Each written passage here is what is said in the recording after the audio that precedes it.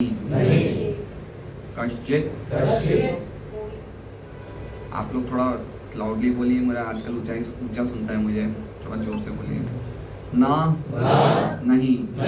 कश्चित कोई म्रियते मरेगा तावत तब तक यावत जब तक आस्ते उपस्थित है यहाँ अंततः जीवन का अंत करने वाले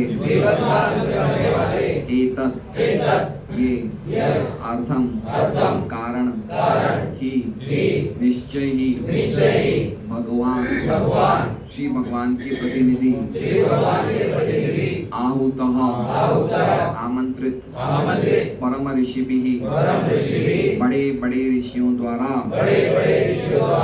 अहो विलोके मानव समाज में पीने दो हरि लीला श्री भगवान की दिव्य लीलाएं अमृतम अमृत वचः कथाएं। अनुवाद। जब तक सबकी मृत्यु के कारण यमराज यहाँ पर उपस्थित हैं, तब तक किसी की मृत्यु नहीं होगी।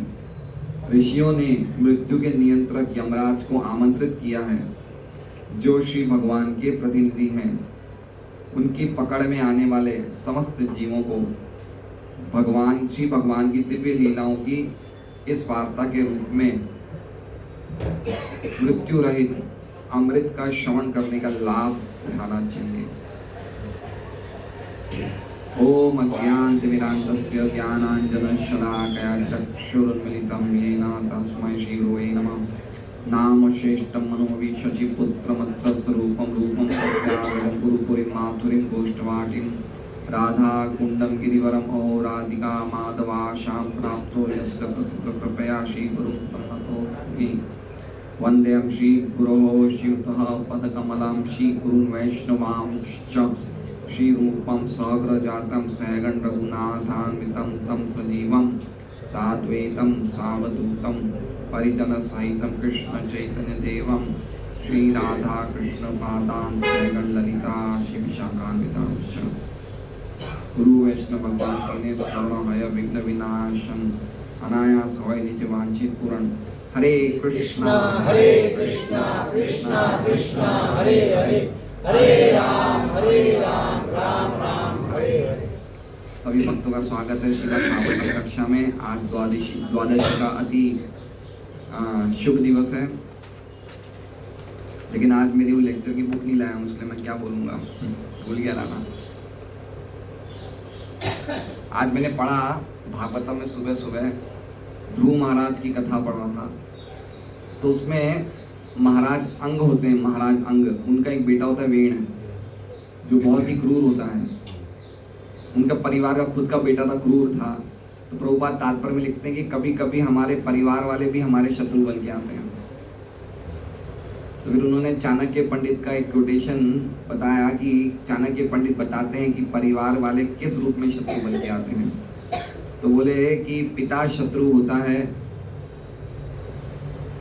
जब वो कर्जदार होता है, माता शत्रु होती है जब वो दूसरा विवाह कर लेती है, पत्नी शत्रु होती है जब वो अति सुंदर होती है, और पुत्र शत्रु होता है जब वो मूर्ख होता है।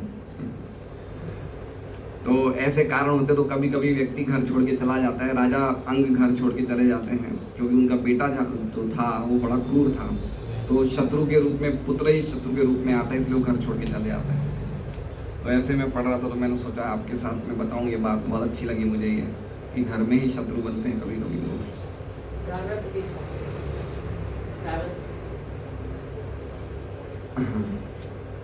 तो एक ये श्लोक की हम चर्चा करें उससे पहले एक हमने एक 5वें श्लोक में एक आखिरी लाइन थी, तत्कथ्यथा महाभाग यदि कृष्ण कथा स्वयं, कि आप हमें बताइए ये बात कि क्यों राजा ने उसको सिर्फ दंड दिया, मारा नहीं।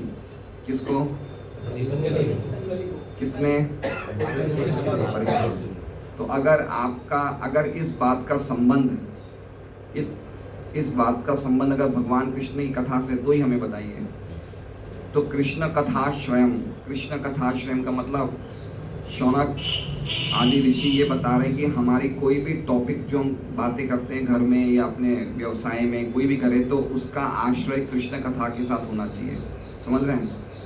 ये एक बहुत बड़ा स्टैंडर्ड है, कृष्ण कथाश्रय। और देखिए तात्पर्य में एक जगह प्रभुपाद लिखते हैं कि श्रीमद् भागवतम में समाज, विज्ञान, राजनीति, अर्थशास्त्र, संस्कृत इत्यादि के विषय में अनेक प्रसंग हैं, किंतु वे सभी भगवान श्री कृष्ण से संबंधित हैं, इसलिए वे सबके सब श्रवणीय हैं। ठीक है, तो ये समझना चाहिए कि हमारे जीवन के हर एक पहलू को हम कैसे कृष्ण कथा से जोड़ दें। जैसे महाभारत में क्या हुआ था? खून खराबा हुआ था, है ना? भीम कैसे दरिद्रता से, क्रूरता से कौरवों को मार रहे हैं, तो इसमें कृष्ण कथा कहाँ है? लग रही है कृष्ण कथा? खून खराबा हो रहा है, तो कृष्ण कथा कहाँ है इसमें? क्योंकि ये भगवान के भक्तों की कथा है, इसलिए कृष्ण कथा है। जैसे हम देखते हैं ये आती देव कन्या, क्या नाम था उसका? देवहूति नहीं, देवयानी कुएं में थी, निर्वस्त्र थी, और ये आती उन्हें अपने हाथ से ऊपर उठाते हैं, तो उनकी एक रोमांटिक स्टोरी थी। तो उसमें कृष्ण कथा कहाँ है? बताइए कहाँ है कृष्ण कथा? वो फिर बाद में विवाह करते हैं वो लोग, उसमें कृष्ण कथा कहाँ है? बताइए। लेकिन अंत में वो दोनों भक्त बन जाते हैं, दोनों महान भक्त बनते हैं, पुण्यशाली राजा थे और बाद में महान भक्त बनते। तो कृष्ण कथा से प्रसंग जुड़ा नहीं जुड़ा ना? तो जरूरी नहीं है कि हमारी कृष्ण कथा स्वयं का अर्थ ये नहीं कि हम लोग किसी से बात करें तो पूरी टाइम ही कृष्ण कथा बोलें, ऐसा जरूरी नहीं है। लेकिन कहीं ना कहीं उस बात को अगर हम उसको शेल्टर कृष्ण के में दे देंगे तो कृष्ण कथा हो जाएगी। समझ रहे बात को? जैसे मान लीजिए कि आपके घर में कोई व्यक्ति गांव से आया, ठीक है, अब ये तो एक्सपेक्ट नहीं किया जा सकता कि भाई उसके आते ही आप भागवत लेके बैठ जाओगे, बोले तू पहले सुन मेरे से, है ना? मेरे घर में आया, मैं कृष्ण कथा के अलावा और कुछ नहीं बोलूंगा, खाली तुझे बैठ के सुनना है, नहीं सुनना तो बाहर निकल जा, ऐसे तो बोलोगे नहीं आप। आपको उसे बुलाना भी पड़ेगा, उसको कुछ खातिरदारी भी, आदर सत्कार करना पड़ेगा। लेकिन कहीं ना कहीं उनके जो भी 1-2 दिन के लिए आए हैं, उस प्रसंग के साथ अगर आप कृष्ण कथा जोड़ दो तो कृष्ण कथा आश्रय हो जाएगी।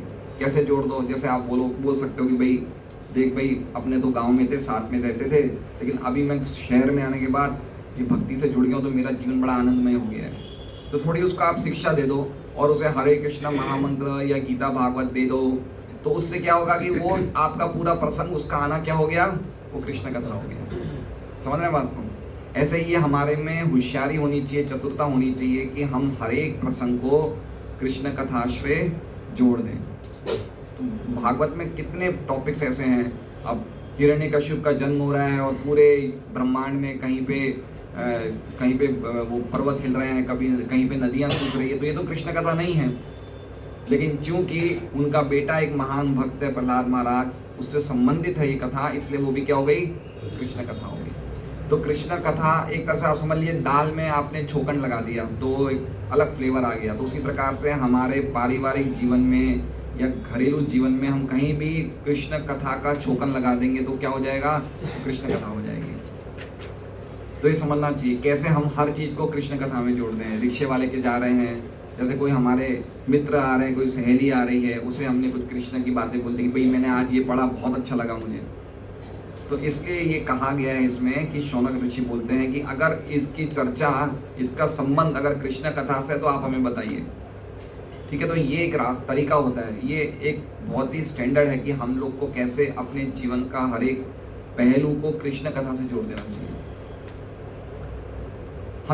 उसके लिए हमें प्लान करना चाहिए। जैसे अभी मैं कोई बड़ाई करने के लिए नहीं बोल रहा हूँ, एक बात बता रहा हूँ। हम अपनी बेटी के लिए कोई लड़का ढूंढ रहे हैं, लड़के का संबंध ढूंढ रहे हैं। तो एक लड़के का संबंध है जयपुर से, अच्छे धनी परिवार के लोग हैं, अच्छे लोग हैं, जयपुर से परिवार संबंध है, और वो लोग बहुत इच्छा रख रहे हैं कि भाई हम लोग उनसे संबंध करें। तो वो जो बीच में एक वो था, क्या बोलते हैं, मैरिज ब्यूरो वाला, मैट्रिमोनियल वाला, तो उसने कहा, बोले एक बार आप भाई साहब, मैंने उन्हें कहा कि देखिए भाई हमारी वो बेटी जयपुर जाना नहीं चाहती है, वो चाहती है आसपास ही कहीं ससुराल मिले तो अच्छा है। तो उसने कहा नहीं, एक बार आप बात तो कर लीजिए उनसे। बात करने में क्या नुकसान है, वो लड़के वाले चाह रहे हैं तो एक बार बात तो कर लीजिए। जरूरी तो नहीं आप संबंध कर रहे हैं, बात तो कर भाई। जो बीच में जो जोड़ने वाले होते हैं वो तो कोई भी कोई तरीका लगाते हुए कैसे ना कैसे संबंध हो जाए। तो क्या बोले, जैसे हम बुक्स लेने जाते हैं तो हम बोले एक बार अंदर तो आने दीजिए, हम बाद में बताएंगे आपको। तो बोले एक बार बात तो कर लीजिए। तो मैंने बोला भाई वो इतना कह रहे तो अच्छा भी नहीं, कि बात भी नहीं करे तो अच्छी बात नहीं है। अच्छा व्यक्ति, बड़ा व्यक्ति, तो बात कर लेना चाहिए। तो मैंने उससे बात करी। तो बात करने के बाद मैंने देखा कि कैसे अब ये कृष्ण कथा में जोड़ा जाए। तो मैंने उसे कहा कि भाई साहब देखिए, मैं आपसे कुछ समय से बात नहीं कर पाए क्योंकि हम होली के त्यौहार में लगे हुए थे। तो उसने पूछा आप क्या करते हो होली के त्यौहार में। तो मैंने कहा भाई हम होली के त्यौहार में भागवत की स्थापना करते हैं। फिर उन्हें बताया, बोले क्या होता है। मैंने बोला भागवत रखना बड़ा शुभ माना जाता है। तो बोले अच्छा। तो मैंने कितने का सेट, बोले 8000 का। तो मैंने बोला आप भी 2 सेट रखिए। अब मुझे पता था कि वो लड़की की इच्छा है कि भी लड़की से विवाह हो जाए, तो अभी वो थोड़ा सा प्रेशर में है तो मान लेगा। तो मैंने बोला एक ऑफिस पे रखिए, एक घर पे रखिए। तो बोला ठीक है भाई साहब भेज दीजिए। फिर मैंने भागवत सेट भेज दिया। भागवत सेट भेजने से पहले उसने 16000 भेज दिए। आप समझ रहे हैं। वो मैट्रिमोनियल वाले का बार बार फोन आ रहा है, बोले भाई साहब क्या जवाब है आपको, कुछ जवाब तो दीजिए। मैंने बोला भाई साहब मैं भागवत का क्लास में बिजी हूँ, भागवत कथा में। बोले क्या कर रहे हो आप। मैंने बोला भागवत के सेट दे रहा हूँ, आप भी रखो एक। तो उसको भी एक दे दिया। अब आप समझ रहे हो बात को। अब मुझे उससे संबंध नहीं करना है, लेकिन कैसे ना कैसे अब बात हुई तो भाई कैसे ना कैसे जोड़ दें। तो पैसे आ गए। आप समझ रहे हो बात को। अब उसके घर में भागवत पहुंच गई है, कभी ना कभी पढ़ेगा, जो भी करेगा घर में भागवत पहुंच गई। तो वो चीज अब क्या है कि मान लीजिए हमारा उनसे कोई प्रकार का रिलेशन नहीं है, लेकिन एक भागवत का रिलेशन हो गया है ना, कृष्ण कथा का रिलेशन हो गया। तो धीरे धीरे मान लो हमारी बेटी की शादी और कहीं हो जाएगी, 25, 30, 50 साल बाद ये बात पुरानी हो जाएगी, लेकिन इसमें एक भागवत जुड़ गई ना, इसलिए बात क्या होगी, परमानेंट हो गई है। तो इस तरह से हमारे जो नश्वर संबंध हैं उसमें अगर हम कृष्ण कथा का आश्रय लेंगे तो हमारे जितने भी संबंध है वो परमानेंट हो जाएंगे। तो ये बहुत ही इंपॉर्टेंट साइंस है, क्योंकि ज़रूरी नहीं हम घर गृहस्थी में तो 24 घंटा हम हरिदास ठाकुर जी की तरह हम इस स्थिति में नहीं कि हम 23 घंटा भगवान का नाम लें। हमें बहुत सारे काम करने होते हैं, दुकान भी जाना होता है, नौकरी पे भी जाना होता है, घर में भी काफ़ी काम होते हैं। तो कैसे ना कैसे जिससे भी मिलें, जिससे हमारा कुछ रिश्ता हो रहा है, आदान प्रदान हो रहा है, कहीं ना कहीं कृष्ण कथा का हमें कुछ ना कुछ छोकन लगाना चाहिए। ये मेरा पॉइंट है। कोई भागवत नहीं लेने वाला तो उसे हरे कृष्ण महामंत्र जप करने के लिए रिक्वेस्ट कर सकते हैं, भाई आप रोज़ 1 माला करो, 2 माला करो, ये गलत चीज़ मत खाओ, मत पियो, ये झूठ का मत खाओ, हरे कृष्ण करो। तो ये भी आपका एक कृष्ण कथा हो गया। तो ये बात बहुत ही इंपॉर्टेंट है कि हम भक्तों को 16 माला करना, रीडिंग भागवत करना, क्लास सुनना, ये सब तो करना ही चाहिए। भागवत क्लास में बुला लीजिए किसी को, ये बहुत बड़ी बात है। आप भागवत क्लास में अगर किसी को बुला रहे हो, कोई आपका बहुत अच्छा दोस्त है जो आपके इसी एरिया में रहता है या कोई संबंधी है, उसे बुला लीजिए। झूठ बोल के बुला लीजिए कि आज मेरा जन्मदिन है, आ जाओ। क्या इसमें क्या नुकसान है। कोई व्यक्ति भागवत क्लास सुन रहा है, मतलब हरि लीला अमृतम वचन लिखा है इसमें, हरि लीला अमृत सुन रहा है वो। तो ऐसे हमें तरीके निकालने चाहिए। प्रभुपाद एक तात्पर्य में लिखते हैं कि हमें आइडिया सोचना चाहिए, कैसे कोई व्यक्ति अगर हमारे साथ संपर्क में आ रहा है तो ऐसे सोचना चाहिए कि ये भगवान ने इस व्यक्ति को हमारे पास इसलिए भेजा कि हम इसे कृष्ण कथा का संदेश प्रीच करें। ऐसे सोचना चाहिए, है ना। जैसे हरिदास ठाकुर के पास वो वैश्या आती है, तो हरिदास ठाकुर उसको क्या, वैश्या तो आई थी उसके व्रत को भंग करने के लिए, लेकिन हरिदास ठाकुर ने क्या सोचा कि भगवान ने इसे मेरे पास भेजा है कल्याण के लिए, तो मैं अब इसे प्रचार करूँगा। तो ऐसे सोचना चाहिए कि हमारे से कोई भी व्यक्ति मिल रहा है तो भगवान ने इसे भेजा कि कैसे ना कैसे मैं इसे कुछ ना कुछ संदेश का प्रचार कर सकूँ। ये फीलिंग, ये थिंकिंग हमारे दिमाग में होनी चाहिए। तो ये बहुत इंपॉर्टेंट बात है। तो आज का श्लोक हम लेने का प्रयास करेंगे। तो कल पिछला श्लोक क्या था आप बताएंगे सुरेश जी? शुद्रम आयुषा नृणामंग मर्त्यानाम कृतम इच्छताम इहो पहुतो भगवान मृत्यु सामित्र कर्मणि। तो क्या अर्थ का है इसका, श्लोक का अर्थ क्या है? जो मनुष्य की आयु कम है, जो मरने वाले हैं, जो शौनक मुनि गोस्वामी से कहते हैं, जो भगवान के प्रतिनिधि है यमराज, उनको इस कथा में आमंत्रित किया जाए। हाँ, मतलब इसमें कहना चाहते हैं शौनक ऋषि कि जो व्यक्ति बहुत ही छोटी उम्र का है, जो मनुष्य हम लोग बहुत छोटी उम्र के, बहुत ही छोटी उम्र के हैं, उनमें भी हम में से कुछ ऐसे हैं जो शाश्वत जीवन जीना चाहते हैं या भगवान कृष्ण को चाहते हैं। तो इसलिए इहोपहुतो भगवान, तो यहाँ पे इस सत्र में भगवान को बुलाया गया है। भगवान मतलब भगवान के प्रतिनिधि को बुलाया गया है, जिनका नाम है मृत्यु, यानी कि यमराज, मृत्यु के नियंत्रक यमराज को। कौन से कार्य करते हैं मृत्यु के नियंत्रक? क्या करते हैं? शामित्र कर्मणि, मतलब पशुओं का वध, मतलब पशु हिंसा, यानी कि स्लॉटरिंग, है ना, मारना, हत्या करने का काम कौन करता है? यमराज। ठीक है, तो ये इस प्रकार का ये श्लोक क्यों कहा जा रहा है कि उस टाइम कुछ ना कुछ यज्ञ शुरू हुए होंगे जिसमें व्यक्ति कर्मकांड यज्ञ करता है, तो जिसमें पशुओं का हिंसा होता है, पशु को मारा जाता है। क्यों मारा जाता है पशुओं को? क्यों मारा जाता है पशुओं को? आगे जीवन मिले। लेकिन मारा क्यों जाता है? मंत्रों को टेस्ट करने के लिए, कि ये मंत्रों का उच्चारण ब्राह्मण अच्छी तरह कर रहे नहीं कर रहे। अगर उनका मंत्रों का उच्चारण बिल्कुल प्रॉपर होगा तो पशुओं को वापस नया जीवन मिल जाता है। तो उसको टेस्ट करने के लिए पशु वध किया जाता है। तो उसमें बड़े बड़े ऋषि हैं, वो बड़े बड़े देवताओं को बुलाते हैं। यमराज को भी बुला लिया इन्होंने, समझ रहे हैं। और वैसे भी कुछ देवता ऐसे हैं जो हमेशा हर स्थान पे रहते हैं, अगर इनको बुलाए भी नहीं तो भी रहेंगे। याद है ना, भागवत में 6 स्कंद में पढ़ा है, कुछ सूर्य है, चंद्र है, वायु है, यमराज है, ये साक्षी है। हम जो भी कार्य करते हैं, यहाँ पे यमराज को लिखा है बुलाया, लेकिन ऐसा नहीं यमराज को बुलाया तो आ गए। यमराज एट अ टाइम हमेशा रहते ही हैं। 13 या 16 साक्षी हैं, 14 है, कितने हैं, तो उसमें यमराज भी हैं, चंद्र, इंद्र, वायु, देवता, अरे ये दिशाएं, दिन, दोपहर, शाम, ये सब साक्षी हैं। तो यमराज हमेशा विद्यमान रहते हैं। यमराज इतने पावरफुल हैं कि वो हमेशा रहते हैं, हर जगह रहते हैं। ठीक है, तो क्यों बुलाया यमराज को?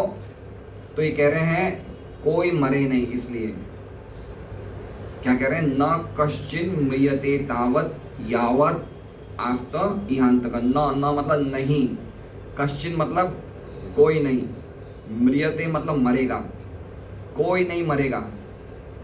जैसे उन्होंने बोला ना यमराज को बुला लिया, तो यमराज को बुलाने से क्या होगा? तो कह रहे हैं कोई नहीं मरेगा। कब तक नहीं मरेगा? तो कह रहे हैं तावत यावत आस्त इहांतक। तावत मतलब तब तक, और यावत मतलब जब तक, आस्त मतलब उपस्थित है, इह मतलब इस सत्र में, अंत का मतलब सबका अंत करने वाला, यानी कि यमराज। जब तक यमराज इस सत्र में उपस्थित है तब तक कोई नहीं मरेगा।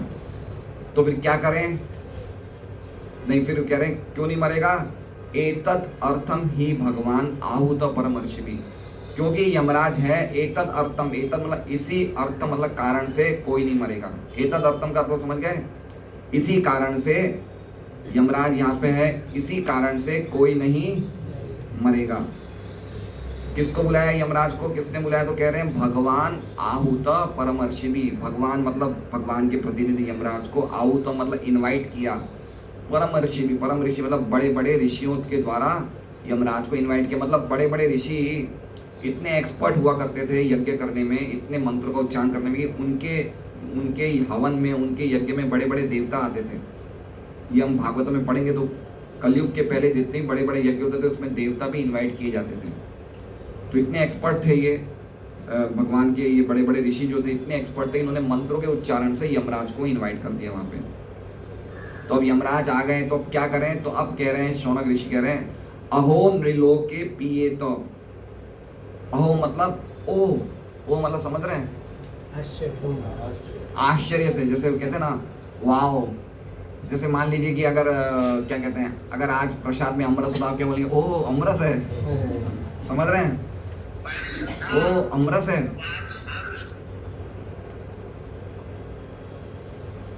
तो अमरस पीने का किसको मन नहीं करेगा? तो हमें आश्चर्य होगा नहीं होगा? तो इसलिए शौनक ऋषि क्या कह रहे हैं? ओह नृलोके, अरे मनुष्यों, अरे मनुष्य समाज के जीवों, पिए तब पियो आप, है ना। क्या कह रहे हैं? आश्चर्य करें कि पियो, क्या पियो? हरि लीलामृतम वच, भगवान हरि की लीलाएं, दिव्य कथाएं, दिव्य वाणी को जो कैसी है? अमृतम वच, जो अमृत प्रभुपाद अनुवाद में कह रहे हैं मृत्यु रहित अमृत, क्योंकि अमृत भी दो प्रकार के होते हैं। स्वर्ग में देवता भी अमृत का पान करते हैं, लेकिन वो अमृत से मृत्यु रहित नहीं होते हैं। वो अमृत से हमारी मृत्यु थोड़ी और वो हो जाएगी, पोस्टपोन हो जाएगी। लेकिन ये जो अमृत है, ये कह रहे हैं मृत्यु रहित अमृत है, वो उसको पियो। वचन मतलब कथाएं, भगवान की लीलाएं, दिव्य लीलाएं और कथाओं का अमृत क्या करो, पियो, पीते जाओ, पीते जाओ। किसको कह रहे हैं ये? अहो, अरे ओ पियो तुम, नीलो के मतलब अरे मनुष्यों पियो। पियो मतलब उनका कहने का मतलब कि जब तक तुम पीते रहोगे तब तक ये अंत का तुम पे अटैक नहीं करेगा। अंत का मतलब समझ रहे हैं? अंत का मतलब मृत्यु। यमराज आपको बिल्कुल नहीं छेड़ेंगे। जैसे पुलिस वाला है, अगर ये चार रास्ते पे खड़ा है, तो अगर कोई व्यक्ति हेलमेट लगाया हुआ है, बेल्ट लगाया हुआ है, तो पुलिस वाला उसे छेड़ेगा? नहीं छेड़ेगा। किसको छेड़ेगा? जिसने हेलमेट नहीं पहना है ना। उसी प्रकार से जो व्यक्ति भगवान हरि की लीलाओं के अमृत रूपी वचनों को सुन रहा है, उसको यमराज बिल्कुल कुछ नहीं करेगा। इसलिए तुम खाली हरि लीला ही पियो। मतलब इस मनुष्य जीवन में आने के बाद तुम्हें और कुछ करना है ही नहीं, तुम खाली हरि लीलामृतम वचन वो ही पियो बस। और ये बात फैक्ट है। आज मैं प्रभुपाद का लेक्चर सुन रहा था कि ये जीवन मिला ही हमें भगवान वासुदेव से अपनी प्रीति बढ़ाने के लिए मिला है, और उसका कोई दूसरा पर्पस है ही नहीं है। खाली इसी उद्देश्य के लिए मिला है कि कितने हद तक हम अपनी प्रीति भगवान से बढ़ा ले, उसी उद्देश्य के लिए मनुष्य जीवन मिला है। इसलिए कहा गया अहो नृलोके। नृलोके मतलब मनुष्यों को संबोधित करते जा रहा है कि मनुष्य जीव जिसने मनुष्य समाज में जन्म लिया उसके लिए। और ऐसा ही नृलोके कहा गया है, नायम देहो देह भाजा नृलोके, है ना। इसका मतलब जो मनुष्य भगवान हरि की लीलामृतम को नहीं सुन रहा है, वो मनुष्य है ही नहीं, वो मनुष्य नहीं है। क्योंकि मनुष्य का एकमात्र कार्य क्या है? हरि कथा। उसके लिए अगर वो नहीं है तो मनुष्य नहीं है। एक सिंपल इक्वेशन समझ लीजिए, अगर कोई मनुष्य हरि कथा नहीं सुन रहा है तो फिर वो मनुष्य नहीं है। क्योंकि नृलोके को कनेक्ट कर दिया हरि लीलामृतम, मतलब नृलोक का मतलब क्या बताया? हरि लीलामृतम। उसके अलावा उसका कोई दूसरा अपराध है ही नहीं। मनुष्य का सबसे बड़ा अपराध क्या है? कि वो हरि लीला नहीं सुन रहे, उसका सबसे बड़ा अपराध है। समझ रहे हैं? जैसे मान लीजिए कि मुकेश गाड़ी चला रहा है, 4 व्हीलर, महाप्रभु कृपा को गाड़ी चला रहे हैं, और इनकी गाड़ी से कोई एक्सीडेंट हो जाता है और ये बेल्ट नहीं पहनते हैं, तो पुलिस वाला क्या बोलेगा? सबसे पहले बेल्ट क्यों नहीं पहनी? वो बोलेगा भाई साहब मेरी गलती थी नहीं, वो गलती तो उसकी नहीं। वो बोले बात की बात है, बेल्ट क्यों नहीं पहनी? समझ रहे हैं? चाहे इन्होंने गलती करी नहीं है, गलती सामने वाले की, लेकिन इनको सबसे पहले क्या बोला जाएगा? तो उसी प्रकार से मनुष्य को क्या बोला जाएगा? हरि लीला क्यों नहीं सुनी? बात की बात है बाद में। हरि लीला क्यों नहीं सुनी? तुम्हारा काम ही ये है ना। बच्चे की शादी नहीं हो रही है, काम, अरे ये बातें छोड़ दो, हरि लीला क्यों नहीं सुनी? समझ रहे हैं बात को? तो ये देखिए, ये बहुत बड़ा सैरकिज्म में कहा गया अहो नृलोके पिए। तब तुम खाली वही पियो और कुछ मत करो तुम, और कोई तुम्हारा दूसरा व्यापार है ही नहीं, तुम खाली इतना ही करो। ये बात बहुत इंपॉर्टेंट है, ये समझना है कि हरि लीलामृतम वचन। लीलामृतम मतलब ये ऐसा अमृत है जो पीने से व्यक्ति मृत्यु से बच जाएगा। ये ऐसा अमृत है। कौन सा अमृत है? और ये बात को हम पूरी तरह से विश्वास में नहीं लेते हैं, इसलिए हमें झपकी आती है। आप समझ रहे हैं? हम तात्पर्य में पढ़ेंगे, उससे थोड़ा हमें पता चलेगा कि किस प्रकार हमें इस बात को समझें। देखिए तात्पर्य 5-6 लाइन का है। प्रत्येक मनुष्य चाहता है कि उसकी मृत्यु न हो, किंतु वो ये नहीं जानता कि मृत्यु से छुटकारा कैसे पाया जाए।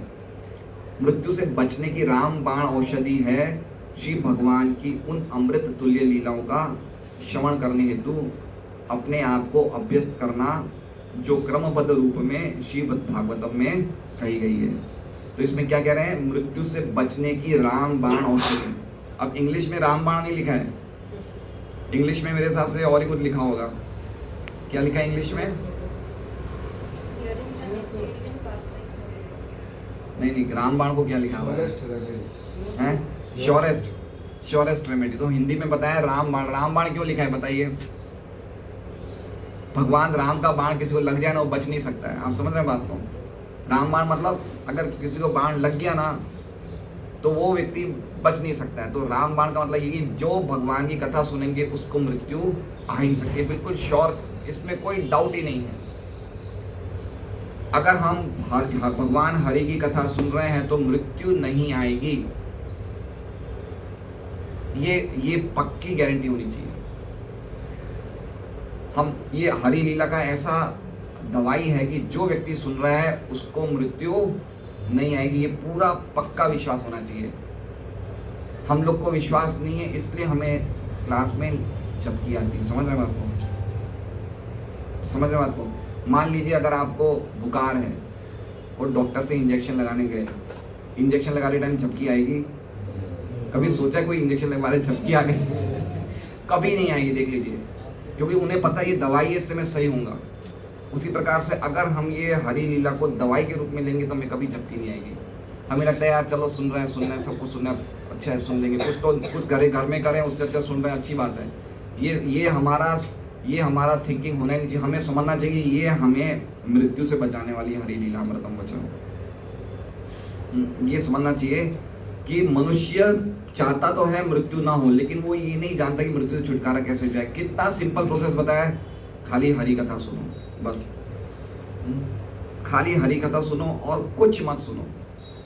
क्या मृत्यु बच जाएगी? केशव रुचि माता जी, क्या मृत्यु बच जाएगी? मृत्यु से बच जाएंगे? नहीं बचेंगे ना। अरे आप बोल सकते हैं ना कि भाई सामने एक और व्यक्ति मर रहा है, हम भी तो मरेंगे, तो मृत्यु से कैसे बचेंगे? अगर मान लीजिए कि हम हरि कथा सुनेंगे तो डेथ तो आएगी ना, और एक व्यक्ति हरि कथा नहीं सुनता है या भागवत कथा नहीं सुनता है, उसकी भी डेथ आती है, तो कैसे मृत्यु से बचे? दोबारा जन्म नहीं होगा।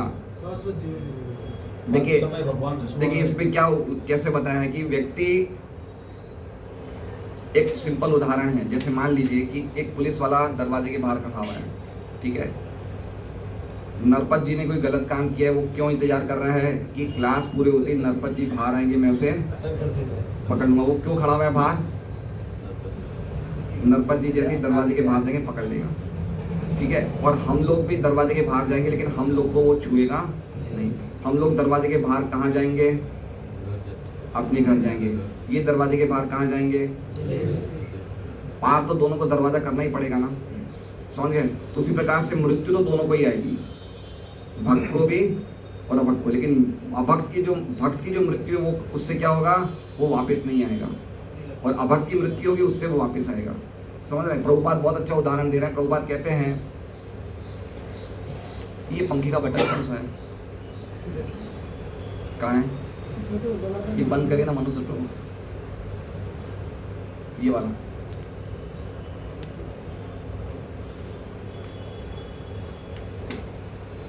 देखिए अब इन्होंने ये पंखा बंद किया है, ठीक है, वो पंखा दोनों घूम रहे हैं दोनों, है ना? तो ये बंद है चालू है? ये तो चालू है, लेकिन ये चालू है बंद होने के लिए और वो चालू है हवा देने के लिए। दोनों का फर्क हुआ नहीं हुआ? ये अल्टीमेटली बंद हो जाएगा और वो हवा देता रहेगा।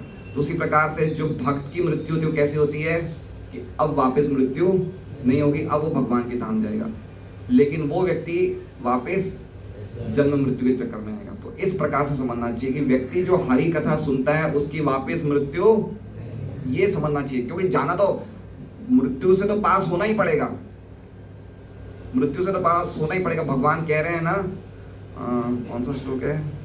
जन्म कर्म त्यक्त्वा देहम पुनर्जन्म नेति, त्यक्त्वा देहम पुनर्जन्म नहीं, त्यक्त्वा देहम, तो भगवान भी कह रहे हैं देह तो त्यागना पड़ेगा, लेकिन पुनर्जन्म नहीं होगा। और जो अभक्त होगा उसका पुनर्जन्म इति, वो उसका पुनर्जन्म होगा। दूसरा उदाहरण प्रभुपाद क्या कहते हैं कि एक व्यक्ति, जैसे मान लीजिए अमरा राम जी के 2 बुखार हैं और रामाचार्य प्रभु के भी 2 बुखार हैं। रामाचार्य प्रभु ने अपना इलाज नहीं करवाया, डॉक्टर के नहीं गए, और उन्होंने अपना डॉक्टर से इलाज करवा के इंजेक्शन लगा के दवाई लेना शुरू कर दिया। दोनों के कुछ समय तक 2 बुखार रहेगी, लेकिन धीरे धीरे उनकी बुखार क्या हो गई? खत्म हो गई, इनकी बुखार चालू रहेगी। लेकिन एक समय में तो ऐसा लगेगा दोनों ही बुखार से पीड़ित है, लेकिन उनकी दवाई लेने के बाद उनकी बुखार धीरे धीरे कम हो जाएगी या खत्म हो जाएगी और इनकी चालू रहेगी। तो उसी प्रकार से जब व्यक्ति गुरु से दीक्षा ले लेता है, प्रामाणिक गुरु से, तो उसका मृत्यु से छूटना चालू हो जाता है, उसकी डेथलेसनेस चालू हो जाता है। जैसे ही वो प्रामाणिक गुरु से दीक्षा लेता है, उसके मृत्यु से छुटकारा पाना उसका शुरू हो जाता है। और यमराज खाली उसके पास इसलिए ही आता है कि ये अपने नियमों का पालन बराबर कर रहा है। अगर वो कर रहा है तो यमराज कभी नहीं टच करेगा, और जैसे हम लोग ढीले पड़ते हैं यमराज कैच कर लेगा, क्योंकि यमराज तो हमेशा रहते हैं। ठीक है, तो ये बात समझनी चाहिए कि यमराज भी चाहते हैं हम कृष्ण के भक्त बने। देखिए इसमें क्या लिखा हुआ है, भगवान। भगवान मतलब वो भगवान के प्रतिनिधि हैं, वो भगवान के प्रतिनिधि। और प्रतिनिधि का एक ही काम होता है कि व्यक्ति को भगवान के पास जाना चाहिए, लेकिन यमराज का तरीका अलग है। प्रभुपाद भी भगवान के प्रतिनिधि है, प्रभुपाद का तरीका अलग है। प्रभुपाद कैसे प्रेम से समझाते हैं कि बेटा बन जाओ भक्त, और यमराज कैसे समझाते हैं, डंडे मार के समझाते हैं। काम दोनों का एक ही है, इसलिए यमराज को अपना काम पसंद नहीं है। तो वो चाहते हैं कि प्रीचर लोगों को बोले कि आप प्रेम से समझा दो, नहीं तो अल्टीमेटली तो मेरे पास आएगा ही आएगा। इसलिए देवताओं को प्रचार करना बहुत अच्छा लगता है।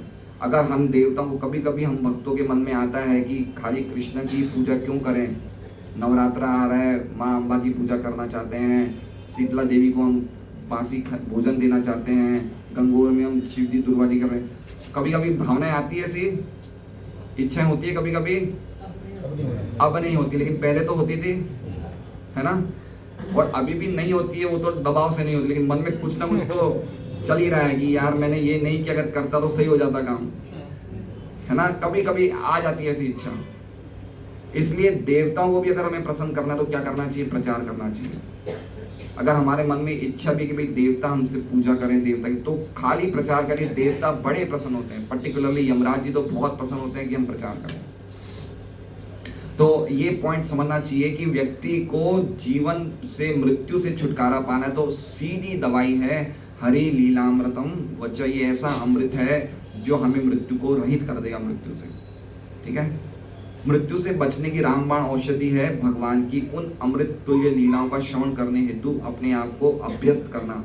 अभी अभ्यस्त करना मतलब लिखा है, इसका मतलब क्या हुआ, अभ्यस्त करना मतलब आपको प्रैक्टिस करनी है। अगर आपकी इच्छा नहीं है तो भी सुनिए,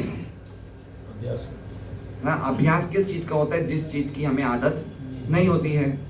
तो अभ्यस्त करने का मतलब हमें मन नहीं कर रहा है तो भी जाएं, मन नहीं कर रहा है नगर संकीर्तन करने का डिस्ट्रीब्यूशन तो भी जाएं, कथा सुनने में मन नहीं कर रहा है तो भी जाएं, सुबह उठने का मन नहीं कर रहा है तो भी जाइए। अभ्यास में लाना है ये।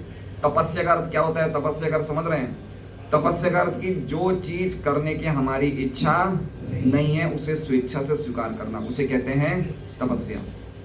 हमारी इच्छा नहीं है लेकिन फिर भी करना उसे, जिससे कि हमारा अल्टीमेट बेनिफिट हो जाए, है ना। जैसे मान लीजिए कि अब कोई व्यक्ति क्या कहते हैं, जिसको डायबिटीज है, उसके सामने काजू की कतली, तो उसकी इच्छा कर रही है मैं खाऊं, लेकिन हम नहीं खाएंगे, ये तपस्या है। तो ये समझना चाहिए कि हर व्यक्ति को अपने को अभ्यस्त करना चाहिए, अभ्यास में लाना चाहिए कि मेरी इच्छा नहीं है सुनने की तो भी सुनना है, इसे कह रहे हैं अभ्यस्त करना। और क्या सुने, तो कह रहे हैं क्रमबद्ध रूप में भागवतम में कही गई वो कथाएं सुने। मतलब अल्टीमेटली क्या सुनना है, भागवत सुनना है और कुछ नहीं सुनना है। सर्व वेदेतिहासानाम सारम सारम उदारतम, सभी वेदों का, सभी इतिहासों का जो सार है वो क्या है, भागवत है। भागवत के अलावा और कहीं मति जानी ही नहीं चाहिए, है ना। क्योंकि और कोई हम ग्रंथ पढ़ लेंगे तो उसमें कभी ना कभी कुछ पुण्य की चर्चाएं भी आ जाती हैं, तो हमारा थोड़ा सा झुकाव उससे हो जाता है। इसमें खाली कृष्ण से संबंधित और कुछ, भगवान की कथाओं से संबंधित और कुछ नहीं है। देखिए समय समय पे आएगा, श्रृणुताम सौ कथा कृष्ण पुण्य श्रवण, एक ही चीज को आपको बार बार पॉइंट आउट किया जा रहा है, सुनो सुनो सुनो। एक श्लोक है, शृण्वतः श्रद्धया नित्यं गृणतश्च सुचेष्टं कालेन नाति दीर्घेण भगवान विशते रति। अगर आप नियमित रूप से सुनते रहोगे तो क्या होगा, बड़े जल्दी समय में भगवान आपके हृदय में प्रकट हो जाएंगे। तो ऐसे श्लोक बार बार आए हैं, बार बार। प्रविष्ट कर्ण रंध्रेण स्वानाम भाव सलिल, धुनोति समलम कृष्ण सलिलस्यता। आपके हृदय कर्ण में जब भगवान की कथाएं प्रविष्ट होगी तो आपके हृदय का कचरा शमलम सब साफ हो जाएगा, है ना। तो ऐसे जब हम बार बार सुनेंगे भागवत सुनने के प्रति हमारा इंटरेस्ट, हमारा प्रोत्साहन बढ़ता जाएगा। इसलिए सर्व वेद इतिहासनाम, सभी वेदों का, सभी इतिहासों का जो सार है वो क्या है? भागवत। खाली भागवत सुनो और कुछ मत सुनो, खाली भागवत सुनो, बस सुनते रहो सुनते रहो सुनते रहो। कितना सुनना है? क्वांटिटी सुने क्वालिटी सुने? क्या सुने? क्वालिटी सुने या क्वांटिटी? क्वांटिटी भी सुने और क्वालिटी भी सुने। श्रुति न भूयसा, भूयसा मतलब प्रचुर मात्रा में सुनेंगे, प्रचुर। अभी देखिए हम सुनते हैं ना, अभी हम सुनते हैं कथा, तो क्या होता है, कथा सुनते ही हमें बीच बीच में दिमाग में दूसरे ख्याल आ जाते हैं ना कि यहाँ भी जाना है वहाँ भी जाना है। तो अभी हम प्रचुर मात्रा में नहीं सुन रहे। जब प्रचुर मात्रा में सुनेंगे तो ख्याल कौन से आएंगे? सब फिर भगवान की लीलाओं में दिमाग हमारा घूमेगा। अरे आज ये सुना था, आज ये पढ़ा था। प्रचुर मात्रा होनी चाहिए, समझ रहे हैं? जैसे जैसे वैदिक टाइम पे कुछ कन्याओं का नाम होता था विष कन्या, पता है विष कन्या, है ना। विष कन्या के क्या करते थे वो लोग? उनके शरीर में इतना जहर डाल देते थे कि वो कन्याएं किसी को छूती भी थी तो उनको वो शत्रु राजा दूसरे के राजा के पास क्या भेजता था? विष कन्या। वो विष कन्या के स्पर्श करने से या कुछ ऐसे अश्लील कार्य करने से वो व्यक्ति को तुरंत क्या हो जाता था? जहर घुस जाता था। तो विष कन्या मतलब इतना उसके अंदर जहर था कि उसका प्रभाव इतना खतरनाक हो गया। तो उसी प्रकार से हमारे हृदय में क्या घुस जाना चाहिए? हरि कथा। इतनी हरि कथा घुस जानी चाहिए कि हम लोग सुनते टाइम, सोचते टाइम, सुबह उठते टाइम, जागते टाइम हमें कोई ना कोई भगवान के प्रसंग, भगवान की लीलाओं में हमारा दिमाग चलता रहे। इसे कहते हैं प्रचुर मात्रा में। हम 15-20 मिनट, आधा घंटा सुने। हमारे एक भक्त थे, मुझे याद है बिलीमोरा के भक्त थे, उनको लेक्चर सुनना इतना अच्छा लगता था। वो क्या करते थे, कोई मंदिर घर में झाड़ू भी मारते थे ना, तो उस टाइम तो ये मोबाइल्स नहीं आते थे, स्मार्टफोन, ये बात बता रहा हूँ 20 साल पहले की। तो उस टाइम वो होते थे वॉकी टॉकी और वो ईयरफोन होते थे, वॉकमैन। तो वो यहाँ पे वो बेल्ट में वॉकमैन लगा के वो ईयरफोन पे कुछ ना कुछ लेक्चर सुनते रहते हैं हमेशा। हैं? हाँ, बलवंत प्रभु। क्या नाम? बलवंत प्रभु, यस, जानते हैं प्रभु जी। उनको इतना इंटरेस्ट था सुनने का। तो ये रुचि बढ़ानी चाहिए, कितना सुनना ही चाहिए, सुनते रहना चाहिए, सुनते रहना चाहिए, सुनते रहना चाहिए। पर्टिकुलरली एक उम्र में आने के बाद तो व्यक्ति का दूसरा काम होना ही नहीं चाहिए। तो हम लोग धीरे धीरे यमराज के इतने पक्के फ्रेंड्स बन जाएंगे। और अगर हम भगवान के धाम जा रहे हैं तो यमराज तो हमें प्रणाम करेगा। बात सही है या गलत है? कुछ ऐसा इंस्टेंस है भागवतम में? है कोई ऐसा इंस्टेंस? इनका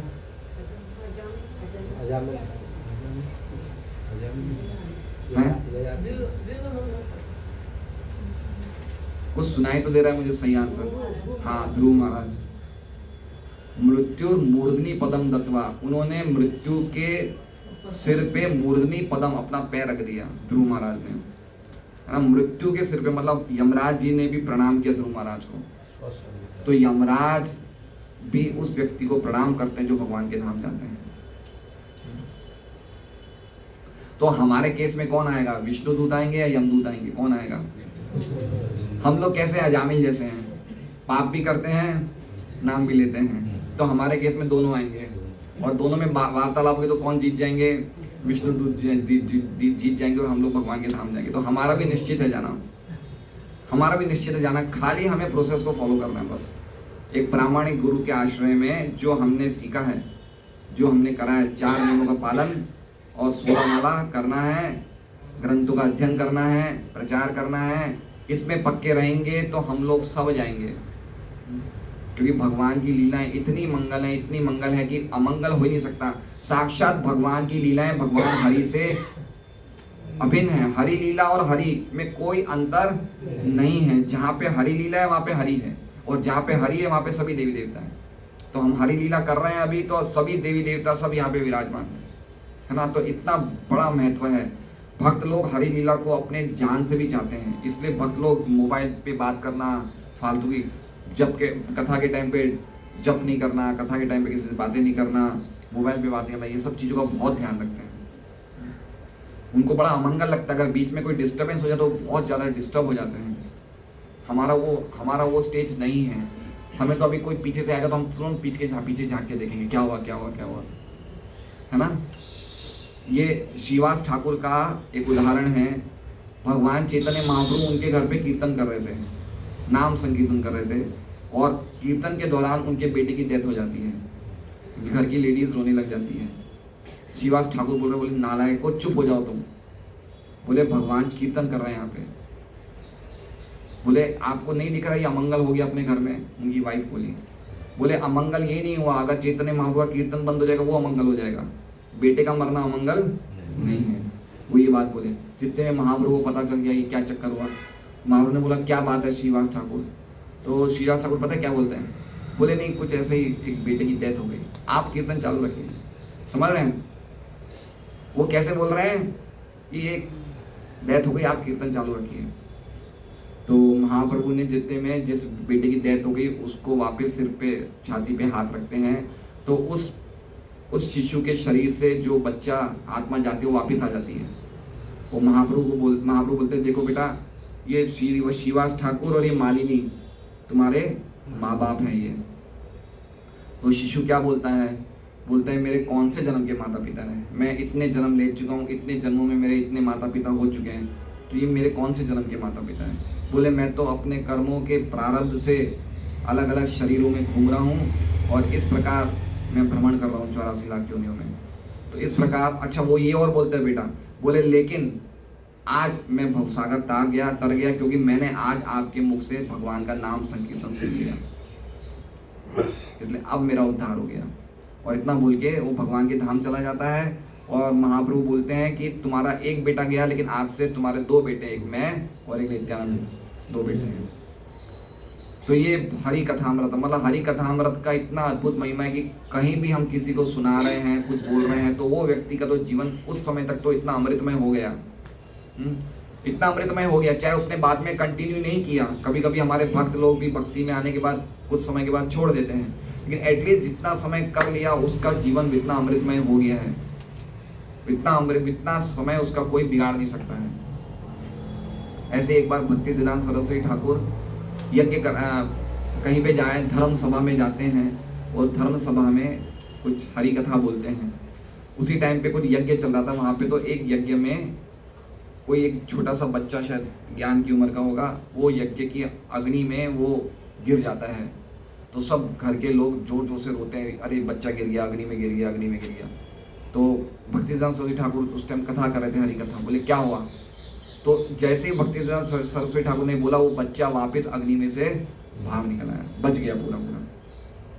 तो ये बताया कि हरि कथा की, अब ऐसा नहीं कि ये हमारे साथ भी ऐसा हो कि भाई ऐसा हो सकता है, लेकिन इतने महान आचार्य हैं, जैसे भक्ति विनोद ठाकुर का आता है ना, उनके गांव में एक भूत आता है। एक भूत नहीं था, वो था एक पाखंडी था, जो गांव में सब लोगों को बहुत ज़्यादा शोषण करता था, और उसमें कुछ उसके पास कुछ तांत्रिक शक्तियाँ थी जिससे कि सब लोगों को वो सम्मोहित कर देता था। है तो वो भक्ति विनोद ठाकुर ने क्या किया, वो जो उस गुफा में वो तांत्रिक बाबा बैठता था, उस गुफा के बाहर वो क्या लेके गए? भागवतम। और भागवतम में सीधा वो श्लोक बोला, नष्ट प्रायेषु भद्रेषु नित्यम भागवत सेवया। बस भागवत का ये कुछ श्लोकों का उच्चारण किया, जितने में उसी टाइम पे उस तांत्रिक बाबा की जितनी सिद्धियां थी, सिद्धि थी, सब की सब चली जाती है।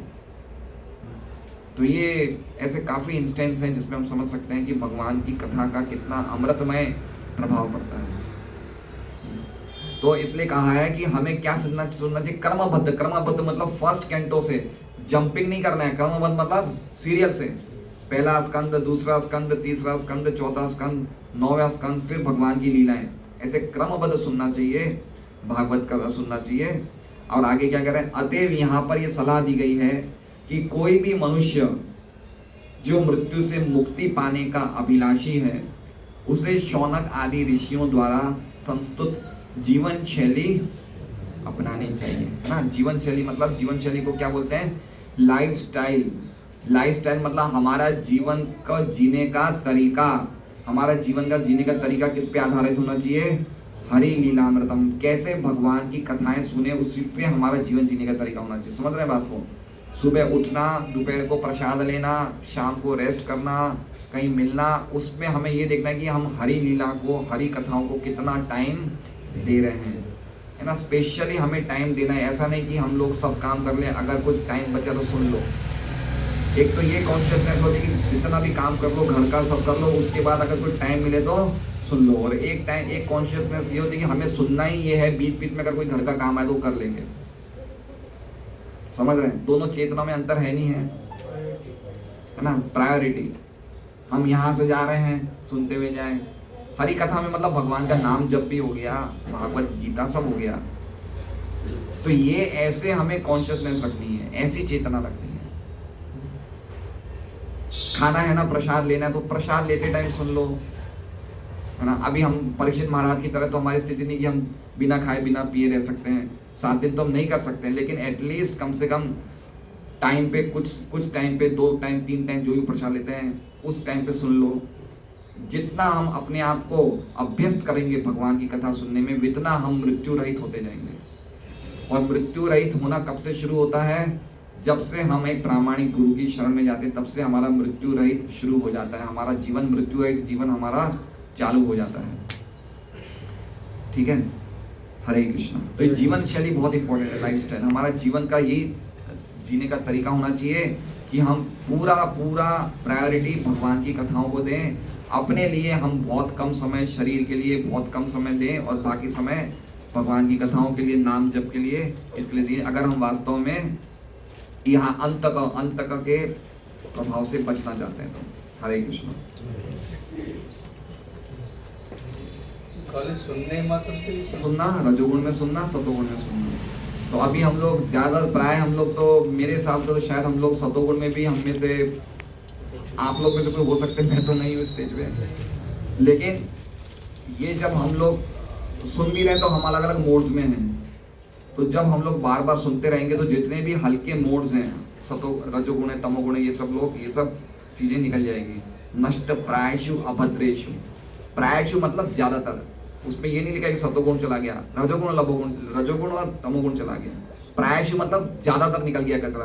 तो ज़्यादातर निकल गया कचरा मतलब रजोगुण तमोगुण निकल गया। नष्ट प्रायशु नित्यम भागवत से, भागवत सुनने से 2 कचरे निकल जाते हैं, रजोगुण और तमोगुण। और धीरे धीरे सतोगुण में स्थित हो गए।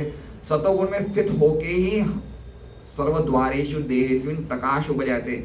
हमारे सभी शरीर के जो 9 द्वार है उनमें से क्या निकलेगी? लाइट निकलेगी। कब निकलेगी?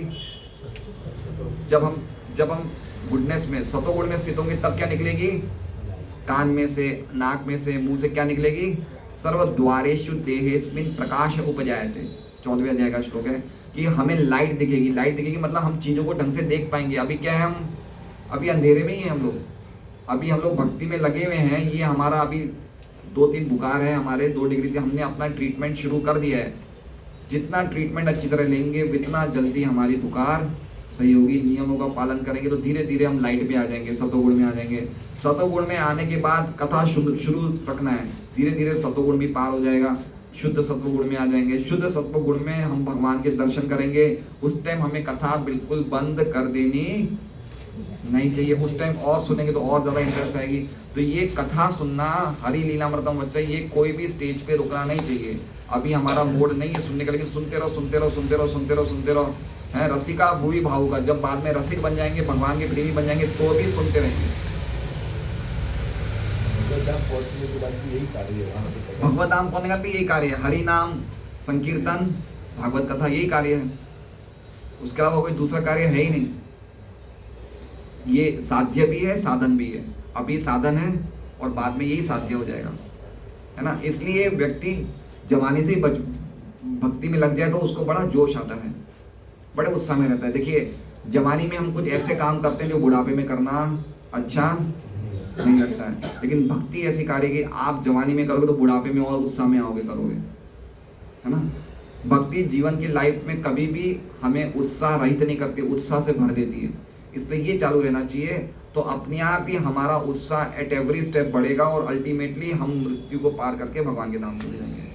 खाली हमारे भक्ति में लगे रहना चाहिए, बस ये प्रोसेस में लगे रहना चाहिए, स्टॉप नहीं करना चाहिए।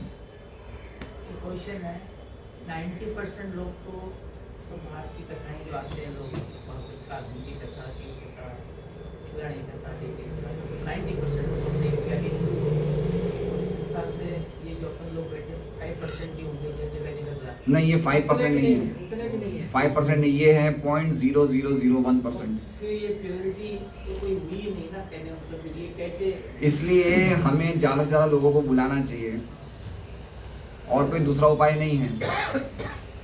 कि वो तो सही बात है, जहाँ भी आजकल ये कथा के नाम पे सब तथाकथित ही कथा चल रही है, क्योंकि लेने वाले को भी पैसा चाहिए, है ना, जो बोल रहा है उसे ही पैसा चाहिए। आज तक आपने मुझे तो 1 रुपया नहीं चढ़ाया, बताइए। मैं तो मांग मांग के थक गया, भाई कुछ तो दो, आप लोग देते ही नहीं हो। तो मांगने बोलने वाला अगर पैसा का वो हो, और प्राप्त करने वाला, सुनने वाला की मन में इच्छा है कि भाई मुझे इससे कुछ लाभ मिले, तो हरि लीला कथा का तो उसको पर्टिकुलरली रिजल्ट नहीं मिलेगा। इसलिए बोलने वाला भी बड़ा गंभीर, बोलने वाला भी बिल्कुल निष्काम भावना से बोल रहा है, खाली गुरु परंपरा को प्रसन्न करने के लिए, भगवान को प्रसन्न करने के लिए, प्रॉपर अथॉरिटी से बोल रहा है, 4 नियमों का पालन कर रहा है, 16 माला कर रहा है। अगर ये बोलने वाला है तो बिल्कुल प्योर है कथा। और सुनने वाले के भी उद्देश्य है कि भाई हम सुन रहे हैं भगवान की प्रीति बढ़ाने के लिए, तो सुनने वाले का भी उद्देश्य प्योर है। तो कथा क्या होगी, वो कथा जनरेट करेगी भगवान का प्रेम। सताम प्रसंगान मम वीर्य संविदो, भगवान की कथा और ज़्यादा शक्तिशाली हो जाती है जब ऐसे भक्तों के बीच में बोली जाती है। तो जहाँ पे कथाकार ही बोलने वाला गड़बड़ और सुनने वाले भी गड़बड़, तो वहाँ की कथा में शक्ति जनरेट नहीं होती है। तो जब तक शक्ति जनरेट नहीं होगी तब तक लोगों पे असर नहीं करेगा। तो वो फालतू का व्यय लग रहा है, फालतू का समय लग रहा है, वो आप लोग को कैसे रोकना चाहिए? इसलिए हम लोग प्रचार करते हैं, डिस्ट्रीब्यूशन करते हैं, लोगों को बुलाते हैं, इनवाइट करते हैं सेंटर। इसलिए हमने लिया कि ज़्यादा से ज़्यादा लोग आए, प्रसाद लें, प्रसाद लेने से शुद्धिकरण होगा, हरिनाम सुनने से शुद्धिकरण होगा। यही सब प्रयास है, प्रभुपाद जी ने यही किया पूरा। भक्तवान में जैसे भक्तों से क्या है, भक्तों को